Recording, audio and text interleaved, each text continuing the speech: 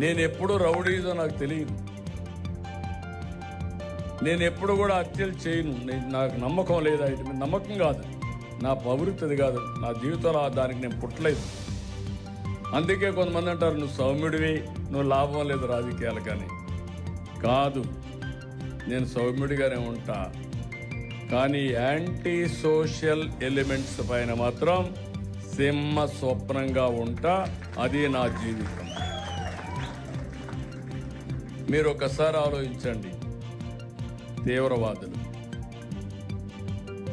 నాకు వాళ్ళకు విరోధం లేదు, వాళ్ళ సిద్ధాంతం తప్పు. ఏదో బెదిరించి భయపెట్టి తుపాకీతో మేము రాజ్యం చేస్తామని ఎక్కడో అడవుల్లో కూర్చొని మనుషుల్లో, ఊర్లో ఉండే మనుషులు చంపుతామని లేఖలు పంపించి అరాచకాలు చేసేవారు.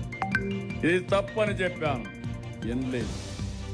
అప్పుడు కావాలని గట్టిగానే పోలీసుల ద్వారా యాక్ట్ చేశాం. దాంతో వాళ్ళు నా మీద కోపడి తిరుపతిలో 2003లో 23 క్లేమోర్ మైన్స్ ని బ్లాస్ట్ చేశారు. సాక్షాత్తు వెంకటేశ్వర స్వామి దిగొచ్చి నాకు ప్రాణభిక్ష పెట్టాడు. అసాధ్యం ఇది. అది కూడా అకేషన్ బ్రహ్మోత్సవం సందర్భంలో దేవుడికి లాంఛనాలు ఇస్తాం, ప్రభుత్వం ఇస్తుంది, ముఖ్యమంత్రిగా ఇస్తాం. నేను ఆ సందర్భంలో పోతా ఉంటే జరిగితే ఆయనే కాపాడాడు. అయినా నేను భయపడ Hot news.